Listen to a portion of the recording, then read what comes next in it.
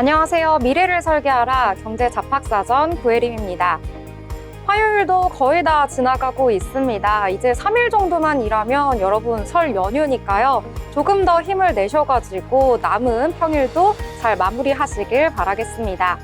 자, 오늘 밤도 두 분의 아나운서와 함께 경제 이야기 즐겁게 나눠보도록 하겠습니다. 오늘은 김희주, 김보경 아나운서와 함께 하도록 하겠습니다. 여러분 안녕하세요. 안녕하세요. 안녕하세요.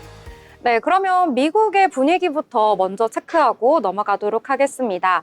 이 미 증시는 저희가 어제 방송에서 말씀드린 것처럼 이 마틴 루터킹 데이로 공휴일이었습니다. 이에 따라서 뉴욕 증시와 채권 시장 모두 휴장을 하면서 별다른 움직임은 없었는데요. 대신에 미국의 빅 이벤트가 있었습니다.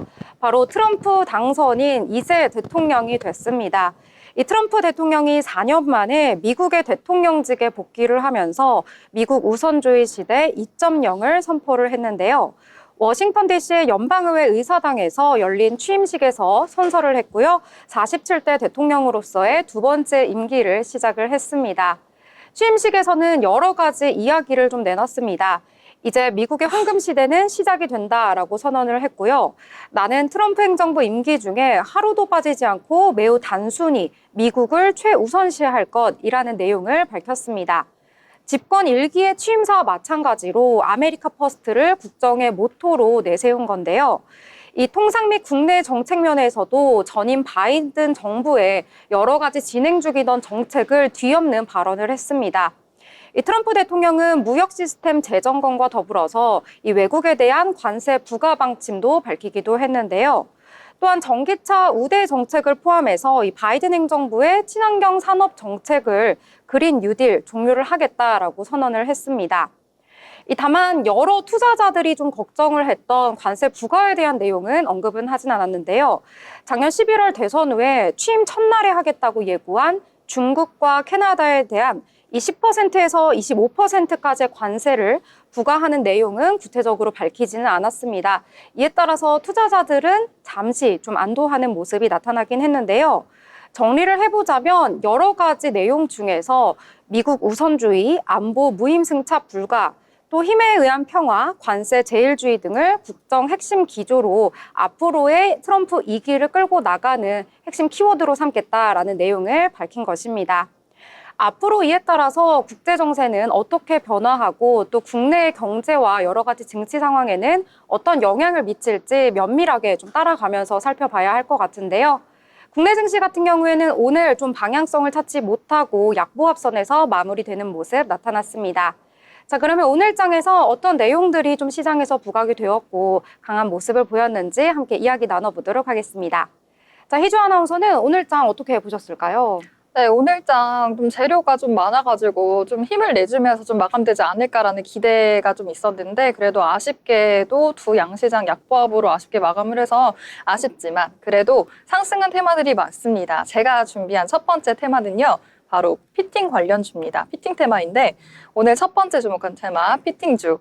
자, 피팅은 트럼프 2기가 출범하면서 수혜 기대감에 피팅 관련주가 어제도 상승했는데요. 오늘도 강세 보였습니다. 이 피팅은요. 배관 시스템이나 파이프 튜브를 연결하거나 방향을 변경하는 장치를 말하는데요. LNG 수출 프로젝트에 대해서 우호적인 트럼프 정부 효과로 2025년에는 세계 최종 투자 결정과 함께 설계, 조달, 시공이 본격화되면서 미국발 피팅 발주 흐름을 기대할 수 있을 텐데요. 앞으로의 수혜에 대한 기대감의 피팅 관련주가 주목을 받고 있습니다. 그중에서 국내 피팅 테마의 대장주인 태광이 오늘 급등세 보였습니다. 태광은요, 미국 LNG 터미널 신규 인허가 재개에 따른 매출 확대가 기대되면서인데요. 한 연구원은 태광에 대해서 이렇게 얘기했습니다. 지난해 4분기 영업 실적이 137억 원을 기록하면서 앞으로 전년 동기보다 83.4% 늘 것이라면서 원달러 상승 효과로 시장 기대치 139억 원에 부합하겠다는 의견이 있었습니다.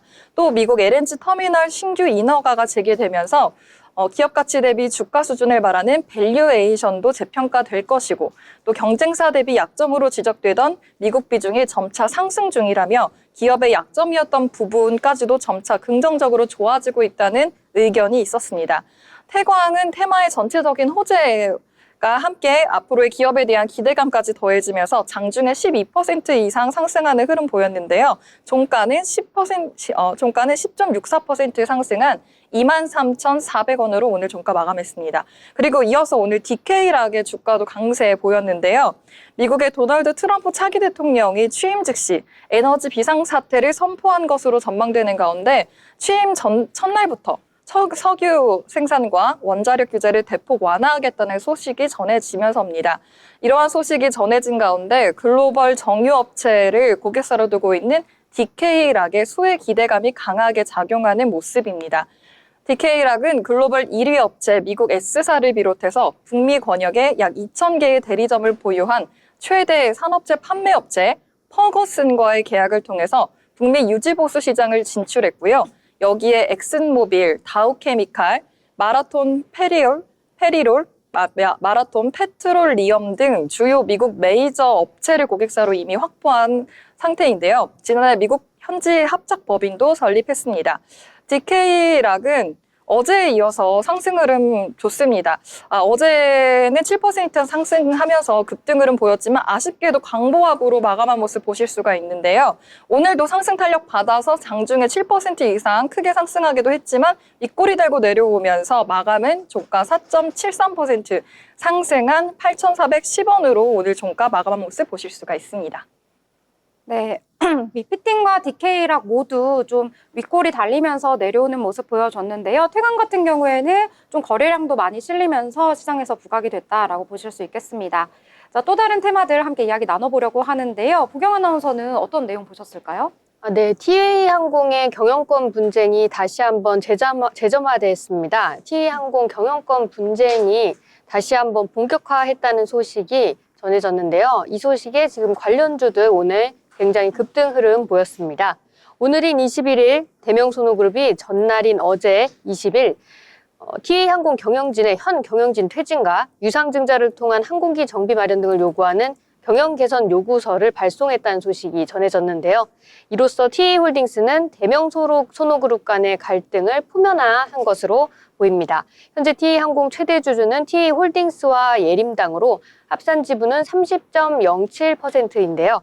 2대 주주인 대명소노그룹의 지분율은 26.77%로 최대 주주와 3%포인트가량밖에 차이가 나지 않는 상황입니다. 대명소노그룹은 지난해 8월부터 JKL 파트너스가 보유한 지분을 인수하면서 2대 주주로 올라섰는데요. 이후 경영권 분쟁 가능성이 꾸준히 제기되어 온 바 있습니다. 이제 경영 개선 요구서를 발송하면서 경영권 분쟁을 본격화했다고 볼 수 있겠는데요. 오는 3월에 있는 정기 주주총회에서는 주요 이사진 4명의 임기가 만료될 예정에 있습니다. 이때 대명소노그룹이 이사의 진입을 시도할 가능성이 굉장히 높은 상황입니다. TA항공은 이사수를 제한하고 집중투표제를 배제하고 있어서 향후 소액주주의 움직임에 따라서 경영권 향방이 결정될 수 있는 상황입니다. 이 같은 소식에 TA홀딩스 개장 직후 상한가까지 올랐었고요. 지난해 10월 31일에 기록했던 직전 최고가인 999원을 넘기면서 52주 최고가를 기록했습니다. TA항공뿐만 아니라 예림당, 대명소노시즌 모두 전반적으로 강세 보이면서 마감했습니다. 네, 경영권 분쟁 작년부터 이어졌는데요. 오늘도 또다시 좀 시장에서 부각이 된 것 같습니다.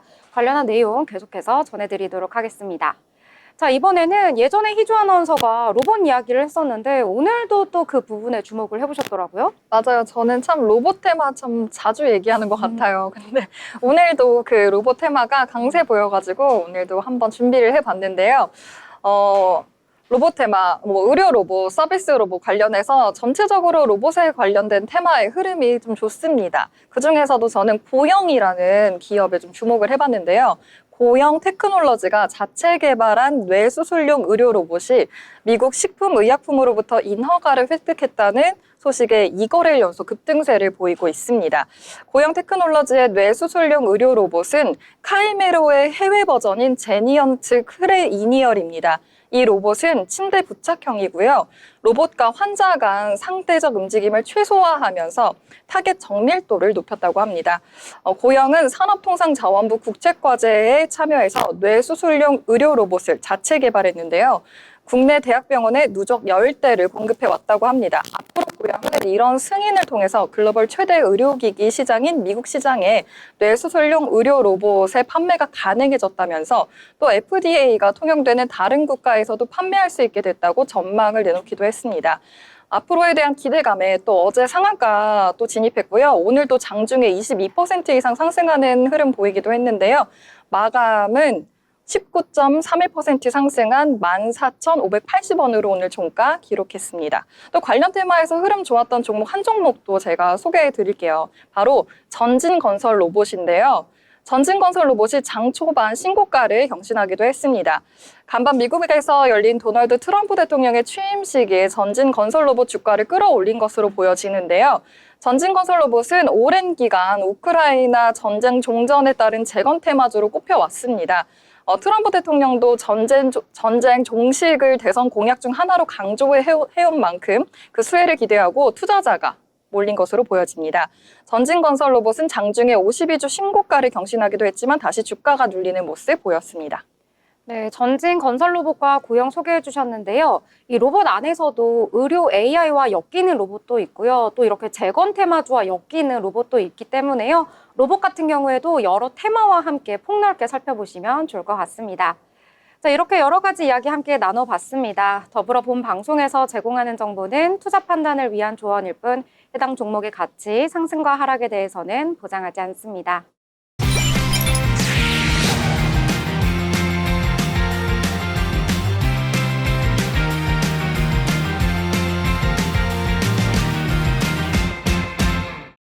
네, 이번 시간은 김효빈 아나운서와 함께하는 경제톡톡 시간입니다. 최근에 이슈가 되고 있는 경제 이슈들에 대해서 알려주신다고 하는데요. 함께 만나보도록 하겠습니다. 어서 오세요. 안녕하세요. 네, 효빈 아나운서, 오늘은 어떤 주제가 첫 번째로 소개해 주시는 건가요? 네, 이제 설 연휴가 얼마 남지 않았죠? 그러다 보니 제수용품에 대한 이야기를 빼놓을 수가 없는데요. 그래서 첫 번째 주제로는 제수용품 물가가 크게 올랐다는 소식 전해드리려고 합니다. 올해 4인 가족 기준 설 차례상 비용은 약 32만 원으로 작년보다 크게 올랐습니다. 주요 품목을 살펴보면 한우 등심은 약 20%, 사과는 16%, 명태포는 10% 이상 가격이 상승했습니다. 이처럼 농축수산물 전반의 가격 상승이 명절 준비 비용을 크게 늘리고 있습니다. 갈수록 부담스러워 죽겠어요. 아주 그냥 굉장히 아주 많이 올랐는데요. 이렇게 물가가 오른 이유가 있을 텐데 이유가 궁금합니다. 네, 이번 설 물가 상승의 주요 원인을 크게 세 가지로 정리해 봤습니다. 첫 번째는 국제 곡물가 상승으로 인해 사료값과 생산 비용이 상승했고, 그리고 농축산물 가격에도 영향을 주고 있습니다. 또한 환율 변동과 물류비 증가로 인해 식재료 유통 비용이 크게 늘었다고 합니다. 마지막으로는 수입산 사용의 증가인데요. 특히 제수용품 생산 과정에서 수입산 재료의 비중이 높아진 점도 물가 상승에 큰 영향을 미치고 있습니다. 국내산 대신 수입산을 사용함에 따라 원가 부담은 줄였지만 국제 곡물가와 환율 영향을 받아 소비자 가격이 높아졌습니다. 수입산을 사용하는 이 증가율이 높다는 게 좀 놀라운데요. 자, 그렇다면 이런 상황에서 이 소비자와 경제 전반에는 또 어떤 영향을 미치게 될까요? 네, 물가 상승은 소비자들에게 큰 부담으로 다가오고 있는데요. 특히 중산층과 저소득층 가정에는 차례상 준비가 경제적으로 큰 압박이 되고 있습니다. 또한 명절 물가 상승은 내수 소비 위축으로 이어질 가능성이 높아 경제 전반에 부정적인 영향을 미칠 수 있습니다. 네, 맞습니다. 부정적인 영향을 미칠 수 있을 것 같다라는 생각이 드는데요. 그렇다면 이러한 문제를 해결하기 위해서는 어떤 대책이 필요한지, 어떤 대책이 필요할까요? 네, 해결을 위해서는 정부와 기업의 협력이 필요합니다. 일단 공급 확대가 필요한데요. 농축수산물의 생산량을 늘리고 수급을 안정화해야 합니다. 이어서 유통구조 개선도 필요합니다. 중간 유통 과정을 효율화해 소비자가 더 합리적인 가격으로 제품을 구매할 수 있도록 해야 합니다. 마지막으로 국내산 물량을 확대해야 합니다. 수입산 의존도를 낮추고 국내산 재료의 비중을 늘려 환율과 국제시장의 영향을 최소화할 필요가 있습니다. 네, 여러 가지 내용들 자세하게 알려주셨는데요. 좋은 대책까지 언급을 해주셨습니다. 자, 그러면 다음 소식은 어떤 내용인지 좀 전해주시죠. 네, 이번에는 금융권에서 발생한 충격적인 소식을 알려드릴까 합니다. IBK 기업은행에서 240억 규모의 금융사고가 발생했다고 합니다. 이번 금융사고는 IBK 기업은행의 한 지점에서 발생했습니다. 사건의 핵심은 은행 내부 직원이 공모하여 위조 서류를 통해 대출금을 부정하게 인출한 것인데요. 사고 규모는 무려 240억 원에 달하며 피해는 특정 법인을 대상으로 한 것으로 파악되고 있습니다. 현재 IBK 기업은행은 사건 발생 직후 내부 감사와 함께 경찰에 수사를 의뢰한 상황입니다.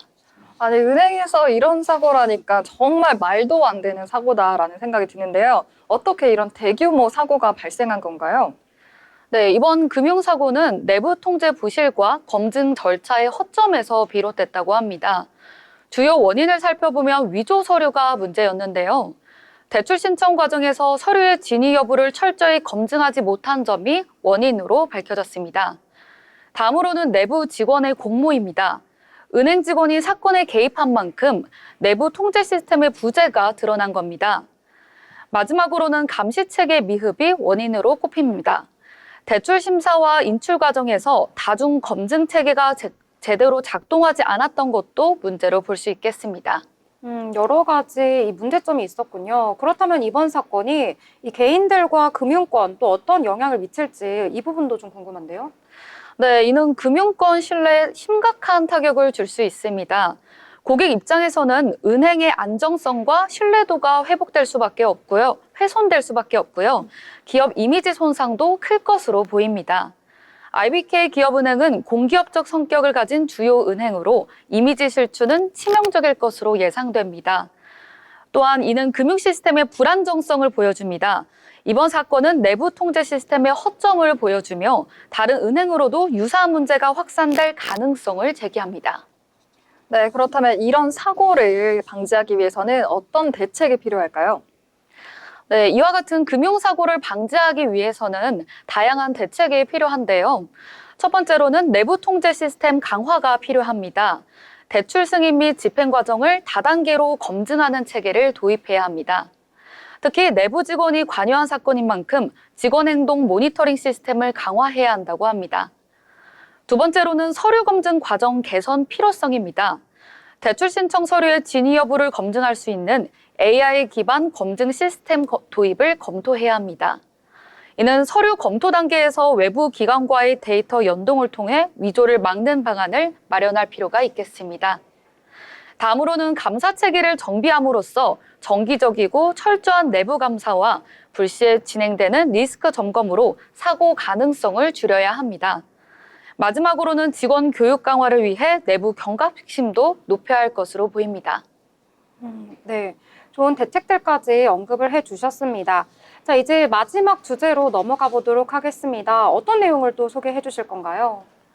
네, 작년 12월 한국의 취업자 수가 전년 동기 대비 5만 2천 명 감소했습니다. 이는 2021년 2월 코로나19 팬데믹 이후 처음으로 취업자 수가 감소한 것인데요. 소비심리 위축과 내수시장 침체가 주요 원인으로 지적됩니다. 비상계엄 선포로 정치적 불안정성이 커지면서 소비자 신뢰도가 떨어졌고 연말에는 정부의 일자리 사업도 종료돼 고용시장에 큰 타격을 줬습니다. 네, 그럼 어떤 산업들이 가장 큰 영향을 받았는지 궁금합니다. 네, 일단 건설업이 가장 큰 영향을 받았습니다. 건설업 취업자 수는 15만 7천 명 감소했는데요. 그 외에도 제조업과 도소매업에서 각각 9만 7천 명, 6만 5천 명이 줄어들었습니다. 내수시장이 침체되면서 관련 산업들이 어려움을 겪은 결과입니다. 네, 건설업 관련해서 취업자 수도 점점 줄고 있고 여러 상황이 발생하고 있는데요. 자, 연령대별로 살펴보자면 어떤 변화가 좀 있었을까요? 네, 20대는 12만 4천 명, 그리고 40대는 8만 1천 명이 각각 감소했습니다. 젊은 층과 중년층 모두 고용시장에서 어려움을 겪고 있다는 점을 보여주고 있는데요. 네, 이렇게 감소하고 또 어려움을 겪고 있는데 그럼 정부는 어떤 대응을 하고 있나요? 네, 정부는 내수시장 회복과 소비 촉진을 위한 정책을 준비하고 있으며 일자리 사업의 연장과 추가적인 일자리 창출 방안도 검토하고 있습니다.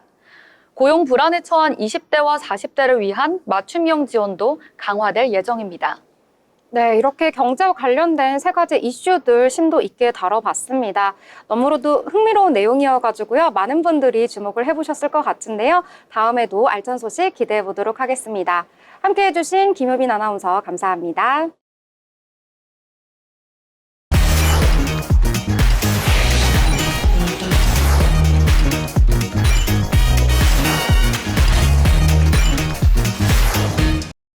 네, 이번 시간은 이재규 기자와 함께 다양한 건설, 부동산 이슈를 알아보는 마켓 트렌드 시간입니다. 이재규 기자 나오셨습니다. 어서 오세요. 안녕하세요. 네, 첫 번째 소식부터 알아보도록 하겠습니다. 얼마 전에 저희가 전해드렸던 소식인데요. 이후에 좀 결과가 나와서 한 번 더 전해드리려고 합니다.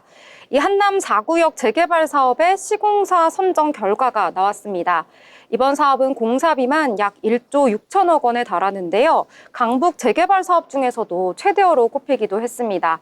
그만큼 많은 분들이 주목을 했던 그러한 내용들인데 이 치열한 경쟁의 결과 삼성물산이 웃었습니다. 어떤 내용인지 전해주시죠.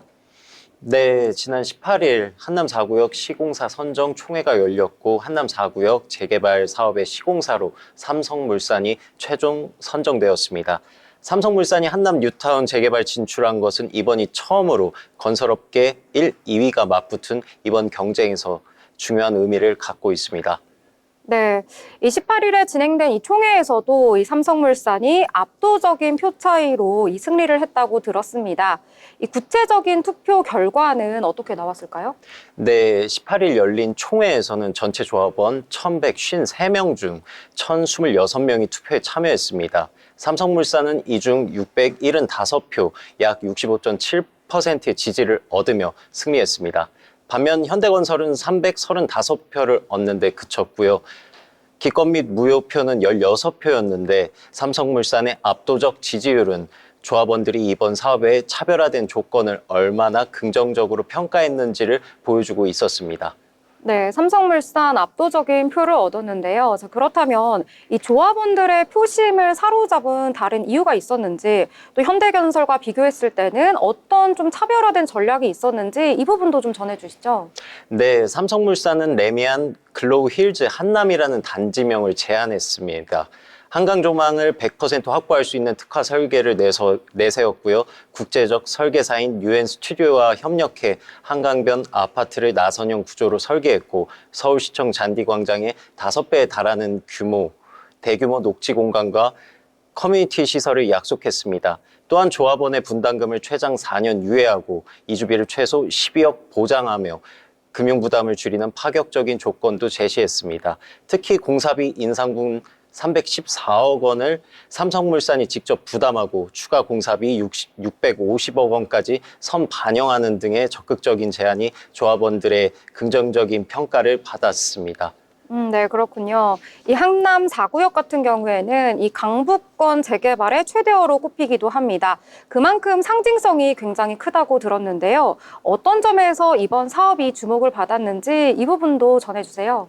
네, 한남 4구역은 강북 한강변에서도 입지가 가장 좋은 노른자 땅으로 평가받는 지역입니다. 지하 4층에서 지상 23층까지 총 51개 동 2,331가구 규모로 조성될 예정인데요. 일반 분양 비율이 높아 조합원들의 수익성이 뛰어난 것으로 평가됩니다. 특히 이번 사업은 한남 뉴타운 재개발 지역 가운데 가장 큰 상징성을 가지며 앞으로의 대형 재개발 사업에 영향을 줄 주요 전초전으로 여겨져 왔었습니다. 네, 이번에 한남 4구역 이 수주전이 건설업계 전체에도 좀 상당한 영향을 미칠 것 같습니다. 이 향후의 전망은 또 어떻게 예상을 하시나요? 예, 이번 수주로 삼성물산은 업계 1위로서의 입지를 더욱 강화하게 되었습니다. 동시에 압구정 3구역, 성수, 목동 등 대형 정비 사업에서 유리한 고지를 점하게 되었는데요. 특히 압구정 3구역은 이번 한남 4구역의 결과를 토대로 경쟁 구도가 더욱 치열해질 것으로 보입니다.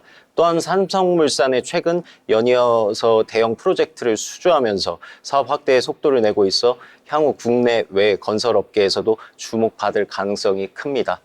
네, 자세하게 소식 전해주셨는데요. 삼성물산이 이번 한남 4구역 재개발을 계기로 이 한남 뉴타운에 성공적으로 진출을 하게 됐습니다. 앞으로도 건설업계의 주요 프로젝트에 대해서 자세하게 전해주시면 좋을 것 같네요. 네, 오늘 두 번째 이슈입니다. 최근 경기도가 부동산 중개거래에서의 불법 행위에 대한 특별 점검을 실시했습니다. 이번 점검에서는 전세 피해 지원센터와 관련된 511개 공인중개사 사무소를 대상으로 조사가 이루어졌는데요. 그 결과 무려 15%에 달하는 85건의 불법 행위가 적발됐다고 합니다. 이재규 기자님 자세한 소식 전해주시죠. 네, 경기도는 지난해 10월부터 12월까지 약 2달간 시군과 합동으로 부동산 중개업소 특별 점검을 진행했습니다. 점검 대상은 전세 피해 지원센터 피해 상담 물건을 1회 이상 중개한 공인중개사 444개소와 신축 빌라 밀집 지역에 위치한 공인중개사 67개소를 포함해 총 511개소였는데요. 이 중 78개 업소에서는 85건의 불법 행위가 적발되었습니다. 네, 적발된 불법 행위 85건 중에서 주요 사례가 궁금한데요. 구체적으로 알려주시죠. 네, 우선 가장 많이 적발된 사례는 중개 수수료를 초과해서 받은 경우였습니다. 예를 들어 공인중개사 A씨는 임대차 계약을 중개하면서 법정 중개 보수인 약 59만 원을 받아야 했음에도 불구하고 수고비 명목으로 총 200만 원을 받은 것으로 확인되었습니다. 이에 대해 중개보수 초과 혐의로 수사 의뢰가 이루어졌습니다. 또 다른 사례로는 공인중개사 B씨는 민간임대 주택 여부를 확인하지 않고 중개 대상물을 성실히 설명하지 않아 과태료 처분을 받았었는데요. 이는 민간임대 주택에 관한 특별법을 위반한 행위로 계약자들에게 심각한 피해를 줄 수 있는 사안입니다. 네, 그렇다면 이 경기도는 적발된 불법 행위에 대해서 어떤 조치를 취했나요? 네, 경기도는 적발된 85건에 대해 다양한 처분을 내렸습니다. 중개수수료 초과 등 중대한 위반 사항 12건에 대해서는 수사 의뢰를 해왔고 등록 기준에 미달한 한 건은 등록 취소 처분이 내려졌습니다.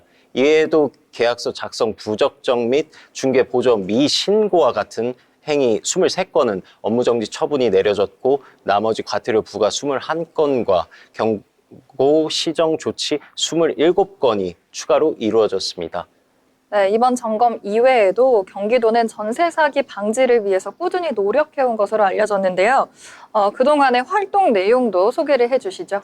네, 경기도는 2023년 2월부터 현재까지 총 5회에 걸쳐 1,879개 전세 사기 가담 의심 중개 사무소를 점검했습니다. 이 과정에서 304개소에서 총 424건의 불법 행위를 적발했으며 76곳은 수사 의뢰가 진행되었습니다. 뿐만 아니라 경기도는 2024년부터 안전전세관리단을 운영하며 약 3만 명에 달하는 공인중개사들과 협력하여 전세 피해를 예방하기 위한 노력을 이어나가고 있습니다. 네, 경기도 도시주택실에서도 이번 점검에 대한 강력한 의지를 표명했다고 하죠. 네, 이계삼 경기도 도시주택실장은 앞으로도 전세 사기에 가담하는 공인중개사를 끝까지 찾아내 엄벌할 것이라고 밝혔습니다. 특히 안전전세관리단의 활동을 통해 도민들이 안전하게 전세 거래를 할 수 있도록 더욱 철저히 관리하겠다는 의지를 강조하였습니다. 네, 이 경기도의 여러 가지 노력들이 도민들의 전세 피해를 예방하고 또 안전한 거래의 문화를 만드는데 큰 도움이 되기를 기원하도록 하겠습니다. 자, 지금까지 두 가지 이슈들 알아봤습니다. 함께해 주신 이재규 기자 감사합니다.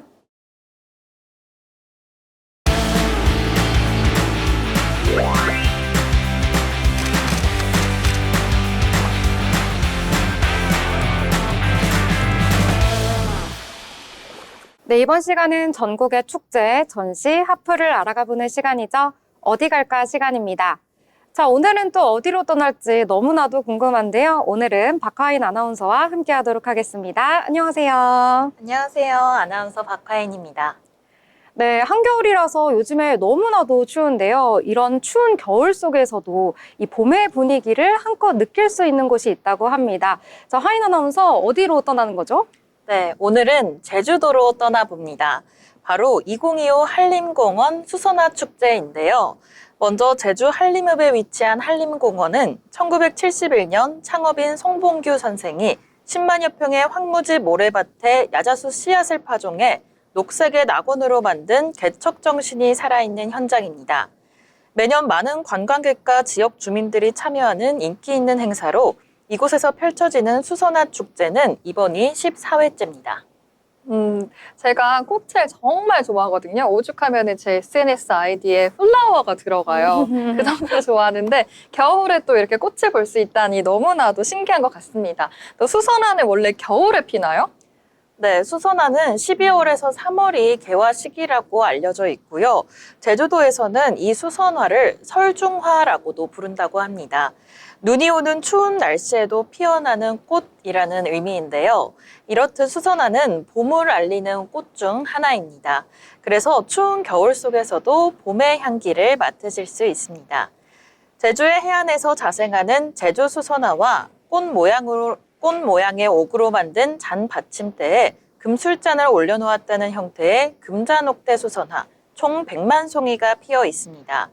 또 짙은 향기를 뿜어내고 수선화 정원 내에서는 수선화 시화가 활짝 핀 수선화와 한데 어우러져 운치를 더합니다.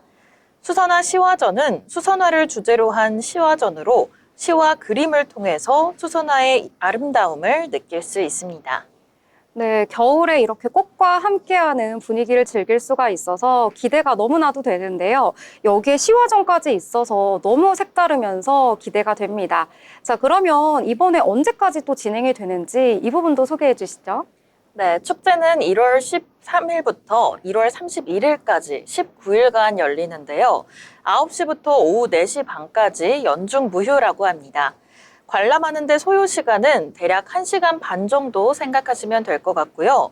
애견 입장은 7kg 미만 소형견만 가능하고 목줄 착용 시 입장이 가능하다고 합니다. 수선화가 만개하는 시기에 맞춰서 다양한 포토존도 마련돼 있으니 방문객들이 아름다운 꽃과 함께 사진을 남겨보시길 추천드립니다. 1월 31일까지라고 하셨으니까 그러면 대략 한 10일 정도 남아있는 것 같은데요. 얼른 방문해 보셔야 될 것 같습니다. 수선화 이외에도 한림공원에서 즐길 거리가 많다고 들었는데 정말 그런가요? 네, 맞습니다. 한림공원 내에는 다양한 프로그램이랑 볼거리들이 정말 많은데요. 총 9가지 테마로 이루어져 있습니다. 먼저 세계 각국에서 수집한 3천여 종의 아름답고 희귀한 식물들이 있는 아열대 식물원 있고요. 남국의 정취가 물씬 풍기는 야자수 길도 있습니다. 또 한라산 화산이 폭발하면서 용암이 흘러내려 형성된 2차원적인 복합동굴인 협재굴, 쌍룡굴도 있고요. 제주의 옛 모습을 재현한 민속마을인 제암민속마을 테마도 있습니다. 이 외에도 산야초원, 제주석 분재원, 사파리조리원, 제암수석관, 연못정원과 같이 다양한 테마의 정원과 전시관이 있어 다채로운 볼거리가 정말 많습니다. 네, 한림공원 같이 정말 큰 곳에서 열리다 보니까 볼거리가 너무나도 많은 것 같습니다. 자, 그러면 여기에 또 이용 요금이 있을 것 같은데요. 요금은 또 어떻게 될까요? 네, 입장료는 일반 15,000원, 경로 12,000원, 청소년 13세에서 18세는 만원, 어린이 3세에서 12세는 9,000원입니다. 단체와 도민일 경우에는 요금이 조금씩 차이가 있는데요.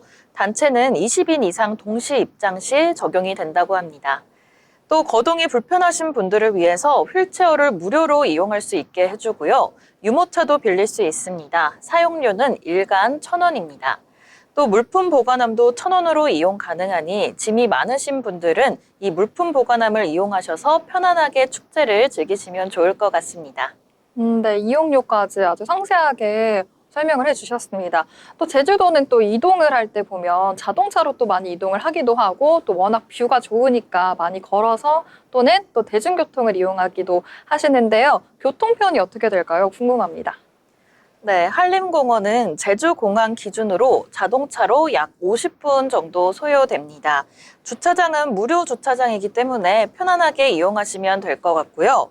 대중교통으로도 제주공항에서 버스 102번 급행버스와 202번 간선버스를 이용하시면 되고요. 서귀포시 시외버스 터미널에서도 102번과 202번을 차례대로 탑승하시면 쉽게 찾으실 수 있습니다. 네, 이렇게 오늘은 한림공원 수선화 축제에 대해 소개해드렸는데요. 가족 단위 방문객, 커플 관광, 친구들과 함께 즐겨도 모두 뜻깊은 기억을 남기실 수 있을 것 같습니다. 가실 때는 꼭 카메라도 챙겨가셔서 예쁜 사진 마음껏 남기시길 바랍니다. 네, 한림공원 수선화 축제 너무나도 자세하게 잘 알려주셨습니다. 지금까지 함께해 주신 박화인 아나운서 감사합니다.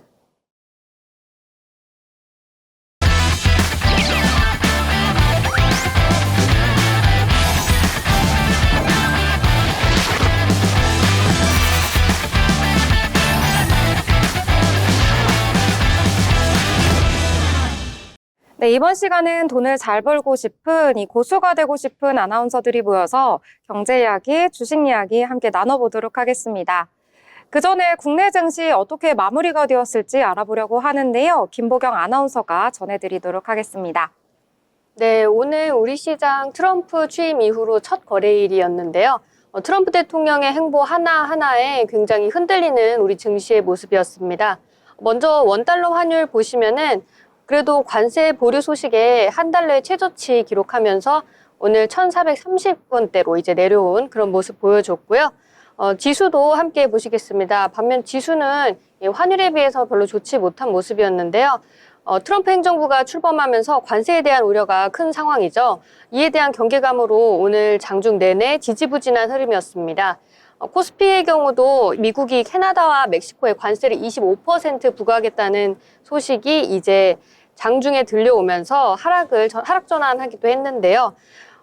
그래도 이제 그것이 이제 좀 점진적으로 이루어질 거라는 전망 속에서 확실하지 않다는 그런 불확실성 속에 그래도 상승 전환을 했다가 다시 상승폭을 줄이면서 하락 마감했습니다. 코스닥도 오늘 전반적으로 지지부진한 흐름이었는데 그래도 낙폭을 줄이면서 마감하는 모습이었습니다. 이어서 수급 상황 보시겠습니다. 먼저 코스피, 코스닥 모두 외국인이 매도하는 흐름이었습니다. 코스피에서 외국인이 1,733억 원 크게 매도하는 모습이었는데요. 코스피에서 외국인이 가장 많이 매도한 종목은 현대차와 삼성전자였습니다. 그리고 코스닥에서는 외국인이 548억 원, 기관이 장 막판에 매도로 돌아서면서 100억 원 매도하는 흐름 보였습니다. 코스닥에서는 외국인이 삼천당제약과 에코프로를 가장 많이 매도했습니다. 이어서 시총 상위 종목 보시겠습니다. 먼저 코스피 시총 상위 종목입니다. 그래도 오늘 반도체 투톱이 나란히 빨간불 켜주면서 오늘 외국인 매수가 강하게 좀 들어온 모습이었습니다. 특히 SK하이닉스가 강세 보였는데요. 4분기에 호실적을 기록할 것이라는 전망 리포트도 나왔고요. 또 대만 강진으로 인해서 TSMC 근로자들이 대피하면서 이에 대한 반사수혜의 기대감도 있었습니다. 또 모건 스탠리 연구원이 삼성전자의 목표 주가는 하향 조정했지만 반면에 SK하이닉스의 목표 주가를 올렸다는 소식에 투심이 몰린 것으로 보입니다. 반면 2차 전지는 트럼프 철퇴를 맞았습니다. 트럼프가 바이든 정권 지우기에 들어갔는데요. 전기차 우대 정책 폐지 카드를 꺼내 들면서 이제 전기차 보급 확대 정책의 폐기를 지시하는 행정명령에 서명을 하는 일이 있었죠. 그러면서 이제 LG 에너지 솔루션을 비롯해서 2차 전지주들 전반적으로 약세 흐름 보였습니다. 내일 실적 발표를 앞둔 삼성 바이오로직스도 오늘 하락 마감했고요. HD 현대중공업 오늘 트럼프 수혜 기대감에 시총 10위를 넘보고 있는 모습입니다. 이어서 코스닥 보시겠습니다. 코스닥 시총 상위 종목입니다. 코스닥 시총에서 보시면은 이번에 이제 2차 전지주 마찬가지로 약세 흐름 보이고 있고요. 트럼프 대통령의 보조금 폐지에 대한 전망으로 인해서 어제 상승했던 상승분들을 모두 반납하는 흐름 보였습니다. 반면에 그래도 바이오주들이 조금 힘을 내줬습니다. 알테오젠도 2%대, HLB 4%대 상승해줬고요. 또 로봇주도 흐름이 좋았습니다. 레인보우 로보틱스도 0.58% 상승하면서 오늘 지수를 그래도 어느 정도 방어하려는 모습을 보여줬습니다. 또 그 외에 트럼프 정책의 영향으로 조선, 건설, 방산 등이 강세 흐름 보였고요. 반면에 취임식에서 언급이 없었던 가상화폐 오늘 경계감 짙은 모습이었습니다. 내일도 LG 디스플레이와 삼성물산을 비롯해서 다양한 기업들의 4분기 실적 발표가 예정되어 있습니다. 앞으로의 향방 지켜보시면서 투자 포트폴리오 잘 점검해 보시면 좋겠습니다. 네, 오늘 시황 잘 정리해 주셨습니다. 오늘 양대 시장 변동폭은 크진 않았는데요. 오늘 약보합선에서 마감하는 모습 나타났습니다. 코스피 같은 경우에는 전일 대비 0.08% 내리면서 2,518선에서 마감을 했습니다. 외국인은 매도, 기관은 매수로 대응하는 모습 나타났고요. 코스닥 같은 경우에도 역시 약보합선에서 마감했는데요. 전일 대비 0.22% 하락하면서 726선에서 거래를 마쳤습니다. 시가총액 상위 종목 같은 경우에도 좀 희비가 엇갈리는 모습 나타나줬습니다. 아까 보경 아나운서가 언급해 주셨다시피 코스피 시장에서는 삼성전자와 SK하이닉스 같이 반도체 투톱이 좀 강한 상승 보여줬고요. 반면에 코스닥 시장에서는 오늘 2차 전지주들 일제히 약세를 보였습니다. 이 트럼프 미국 대통령이 전기차 의무화 정책을 폐지하겠다라는 선언을 하면서 2차 전지주들의 좀 악재가 된 것으로 풀이가 되고 있는데요. 그럼에도 오늘장 여러 가지 트럼프 대통령의 이슈와 발언에 의해서 좀 올랐던 종목들이 있거든요. 함께 살펴보도록 하겠습니다. 자, 희주 아나운서는 어떤 내용에 주목을 해보셨을까요? 네, 이번에 주목한 테마는 조선 기자주 테마입니다. 조선 기자재죠. 네, 조선 기자재 테마에 주목해봤습니다. 트럼프 대통령이 당선됐다는 소식과 함께 조선주와 조선 관련된 테마는 모조리 강세를 보여주고 있습니다. 여전히 전체적으로 오늘도 흐름 좋은데요. 그중에서도 저는 조선 기자재 테마를 주목했어요. 오늘 조선 기자재 관련 종목들이 대부분 흐름 좋았습니다. 관련 테마 중 가장 강세 보인 종목은 대창솔루션인데요. 장중에 28% 이상 상승하기도 하면서 가장 큰 폭으로 상승하는 모습 보이기도 했습니다. 또 다음으로는 화인베스틸도 어제에 이어 오늘도 강세 흐름 보였는데요. 화인베스틸은 미국 대중국 조치의 반사 수혜 기대감으로 강세 보였습니다. 화인베스틸은 철강 전문 업체이고요. 미국 무역 대표부가 중국이 조선 해운 산업에서 불공정하게 경쟁을 해서 미국 경제에 피해를 주고 있다면서 대응 조치를 예고했습니다. 이에 영향을 받아서 조선 기자재 섹터가 반사 수혜를 입을 가능성이 클 것으로 보고 그 기대감에 주가 상승으로 이어진 것으로 풀이됩니다. 화인베스틸은 장중에 22% 이상 급등하기도 했지만 주가가 윗꼬리 달고 내려오면서 살짝 눌리면서 8.35% 상승한 1,142원으로 오늘 종가 마감했습니다. 어제와 같은 흐름 보였는데요. 그래도 3거래일 연속 상승하는 흐름 보여주고 있습니다. 네, 오늘 장중에 22%대까지 올랐는데 윗골이 달면서 내려오는 모습 나타났습니다. 조선 기자재 같은 경우에는 이 선박의 건조와 수리에 사용되는 여러 가지 기계, 또 원자재 이런 것들을 부르는 명칭이거든요. 함께 살펴보시면 좋을 것 같습니다. 자, 이제 또 다른 내용 살펴보려고 하는데요. 보경 아나운서는 좀 관련된 내용 함께 보셨을까요? 네, 저도 조선주에 다시 한번 주목을 해봤는데요. 트럼프 취임 이후로 이제 조선주들의 뱃고동이 멈추지 않고 있는 모습입니다. 트럼프 2기 행정부가 출범한 첫날 조선주가 줄줄이 장중 신고가를 경신했는데요. 트럼프 대통령이 그동안 한국 조선업체와 협력을 강조해온 만큼 수혜 기대감이 지속되고 있는 것으로 보입니다. 트럼프 대통령은 미국 대선에서 승리한 직후인 지난해 11월에도 윤석열 대통령과의 통화에서 우리나라 조선업과의 협력을 요청한 바가 있는데요. 미국은 바이든 정부 때부터 이미 우리나라 조선업계와 활발하게 협력을 모색해온 바 있습니다. 특히 중국과 펼치고 있는 해양 패권 경쟁에서 밀리지 않기 위해서는 조선 분야에서 탁월한 경쟁력을 자랑하는 동맹국인 한국과의 협력이 필수적이라는 게 미국 정부의 인식이라고 합니다. 트럼프 대통령은 최근에도 언론과의 인터뷰를 통해서 한국과 조선업 협력이 필요하다. 미국 해군 재건과 관련해서 동맹국을 이용할 수 있다라고 발언을 했는데요. 트럼프 행정부의 출국으로 양국 간 조선 분야 협력이 앞으로 구체화될 거라는 기대감 속에서 오늘 투심이 몰렸습니다. 하나오션, 삼성중공업 장중 신고가를 기록했는데 이제 장 마감으로 가면서 조금 약보합권으로 들어선 모습이고요. HD 현대미포, HD 한국조선해양 등 줄줄이 상승세를 이어가는 모습이었습니다. 네, 트럼프 대통령 이제 새로운 정부가 출범이 되면서 조선주에도 본격적으로 좀 훈풍이 더 불고 있는 것 같습니다. 앞으로 방송에서도 계속 언급이 될 것 같으니까요. 주목해서 보시면 좋을 것 같네요. 자, 다음으로는요, 또 상장되는 종목들이 있는데 오늘 또 새롭게 상장된 새내기주가 있다고 해서 알아보셨다고요? 맞습니다. 오늘 상장됐는데 굉장히 급등하는 흐름 보여준 종목이 있습니다. 바로 블랙야크 INC인데요. 오늘 블랙야크 INC가 상장 첫날을 맞았는데 20%대의 상승 흐름 보이면서 급등하기도 했습니다. 산업안전용품 종합 전문기업 블랙야크 INC가 스펙 합병 상장 첫날인데 흐름 좋았습니다. 블랙야크 INC는 오늘 미래에셋 비전 기업 인수 목적 1호와의 합병을 통해서 코스닥 시장에 상장했는데요. 블랙야크 INC는 2014년 블랙야크의 온라인 운영 사업을 위해 설립된 뒤에 2018년 산업 안전 분야에 진출했습니다.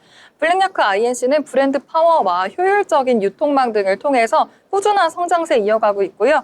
그래서 오늘은 5,520원으로 종가 기록했습니다. 네, 블랙야크 INC까지 함께 살펴봤습니다. 자, 이제 트럼프 대통령이 본격적으로 이제 취임을 하고 나서 또 오른 테마가 있는데요. 아주 짧게 한번 알아볼까요? 네, 이제 우주항공 테마에 대해서 말씀드리려고 하는데요. 이제 도널드 트럼프 미국 대통령이 취임식에서 연설에서 한 말 중에 화성에 우주 비행사를 보낼 거라고 언급하면서 국내 우주항공주들 함께 급등하는 모습이었습니다. 미 현지 시각으로 20일 워싱턴 DC의 미국 국회의사당 로툰다에서 열린 취임식에서 트럼프 대통령은 화성에 성조기를 꽂기 위해서 미국인 우주 비행사를 보낼 것이다 라고 말을 했는데요. 트럼프 2기 행정부는 러시아와 중국을 견제하기 위해서 우주항공 산업을 키울 예정에 있습니다. 시장에서는 이를 위해 트럼프 대통령이 우주 산업에 대한 규제를 완화시킬 것으로 보고 관련주들의 관심이 쏠렸는데요. 트럼프 대통령의 발언이 호재로 작용하면서 하나시스템, 루미르, 컨텍, 하나에어로스페이스 등 우주항공주들 주목받는 모습이었습니다. 네, 우주항공주까지 트럼프 정부가 들어서면서 좀 웃게 되는 그런 내용들을 함께 살펴봤습니다. 더불어 본 방송에서 제공하는 정보는 투자 판단을 위한 조언일 뿐 해당 종목의 가치, 상승과 하락에 대해서는 보장하지 않습니다.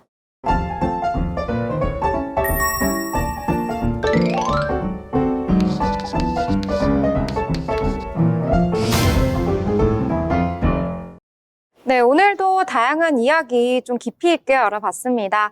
마지막으로 오늘장에 대해서 한 줄로 표현을 해보려고 하는데요. 자, 보경 아나운서는 오늘장 어떻게 좀 한 줄로 요약해서 표현할 수 있을까요? 네, 저는 오늘 장 보면서 우리나라 시장이 참 체력이 약하다는 생각이 들었는데요. 늘 그런 모습이긴 했지만 이제 그 미국 트럼프 대통령의 발언 한마디 한마디에 따라서 정말 장이 크게 흔들리고 이제 급등했다가 또 이제 휙 떨어져 버리고 이런 모습들을 보면서 우리 장도 좀 이제 체력을 길렀으면 좋겠다 이런 생각이 들었어요. 그리고 제가 그 오전에 이제 전에서 받은 뉴스를 보니까 우리나라 시장에서도 이제 앞으로 상장 조건을 좀 더 강화하겠다. 그래서 장기적으로 좀 이제 시총이 낮고 잘 휘둘리지는 종목들이 이제 시장에 있지 않도록 관리가 되게 하겠다고 이런 정책이 나왔다고 들었는데요. 앞으로 우리 시장 장기적으로 봤을 때 더 튼튼해질 수 있었으면 하는 마음에 국장 강해지자 이걸로 이제 한 줄 평을 남기겠습니다. 네, 역시 뭐니 해도 체력이 우선시 돼야 된다. 이런 내용 언급해 주셨습니다. 자, 그럼 희주 아나운서는 오늘장 어떻게 또 요약해 볼 수 있을까요? 저도 보경 아나운서님과 되게 같은 의견인데요. 이 트럼프 대통령의 한마디 한마디에 울고 웃고 하는 테마들이 굉장히 너무 강하게 있잖아요. 그래서 우리 힘냅시다. 우리가 강해져야 된다라는 마음으로 국장 강해지자라고 저도 비슷하게 정리하겠습니다. 네, 강해지자 국장, 국장에게 좀 힘을 보태는 말들을 해주셨습니다. 트럼프 정부가 들어서고 이제 4년간 또 이 새로운 정부 속에서 국내 증시도 영향을 받고요. 여러 가지들이 좀 영향을 받을 것 같은데요. 좀 기대도 되고 좀 우려도 있고 좀 그런 여러 가지 감정이 좀 혼재되어 있는 것 같습니다.